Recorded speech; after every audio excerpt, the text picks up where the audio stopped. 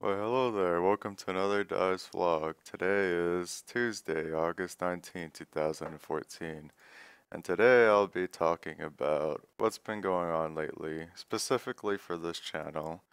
Um, for this vlog, I guess right now for an update of what's going on in my life is LCS and playoffs in about a week from now or 5 to 7 days. I forgot how to count.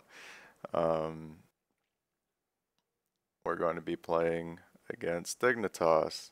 Not at PAX, but at the LCS studio. And then if we win, I think we go to PAX. Is that right? Amazing. What? Do we play?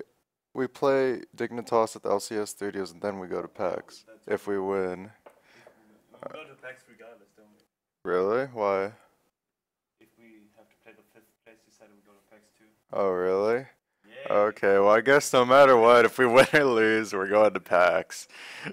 Uh, great. I mean, yeah, not the best expectations, but we're going to PAX either way, so you don't have to worry about that if you're going to PAX. Um, let's see. I guess the one thing I haven't talked about in a while, since I don't really make vlogs, is champions in solo queue. Right now, I'm kind of struggling in solo queue. I actually have 1,000 games in solo queue for this season, and I'm at Challenger 335 points. Now, before I was around like 600, 700 points, and then I had my Smurf, which was at 600, 700 points. But it's kind of pointless. You're either first or last, and Turtle's first, and everyone else is last. And then, yeah, solo queue is like difficult in a way of like trying not to go on tilt when you see really dumb shit in the game, and like playing consistently at every game where you can carry really hard against players that bring out different strategies and what you would consider cheese or different kind of champions, and something that you have to get used to. And then you kind of adapt to that by playing solo queue champions, but at the same time when you play competitive it's kind of hard to do both because it's a different kind of style. Like you just play on your own and compared to playing with five, and it really depends. You kind of have to prepare yourself going into it, but I guess here are my champions for top lane right now in solo queue. So my number one pick in solo queue for top lane would be Lissandra, and the reason for that is because she has wave clear push mobility and uh CC, whatever. Yeah, of course. It's the CC, the lockdown, the catch. You can do a lot with Lissandra and solo queue. You can single-handedly win games by catching people or getting a good team fight. At level 16 with Lissandra, you have a 75% slow. And what that means, if you ult yourself in the middle of five people, they aren't going nowhere unless they flash out. And you do all that damage. You press your W before you press it, and you do like maybe like let's say you're level 16. Let's just say 1,000 AOE damage or something. But not only do you do that damage, you're a big threat in the middle of like 4 to 5 different people. And the moment they try to focus you, you can use Zonias to like, let's say for some reason they have a Veigar. If they Veigar ults you and you use Zonias, unless you're stunned, then you're probably gonna die. Um, I guess that's a downside. If you get CC locked, you'll probably die, but it's really hard in solo queue to CC lock someone. Unless you have Rammus. That champion's pretty annoying in solo queue, especially if he gets rolling. um, moving on, like after Lissandra, there's the usual bans for top lane, which is Maokai and Alistar, so I'm not gonna mention those. Um, if you Another champion for top lane would be Mundo, and if you don't know how to play top lane, you just get HP regen and defensive stats, and then you just farm.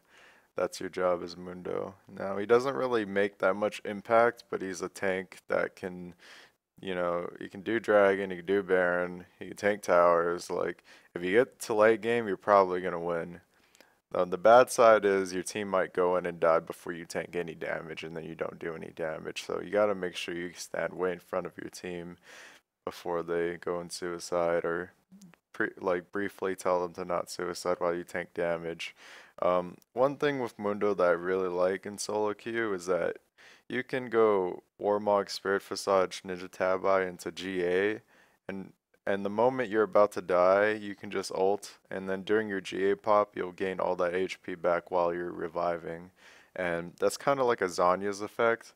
So if you go into a team fight and you do that, it's a huge power spike in terms of like tanking. Like you tank so much, and if you don't get to that point, I mean, it's still okay, but the moment you have GA off, like you just kind of go back to farming. It's a really simple and easy champion to play top.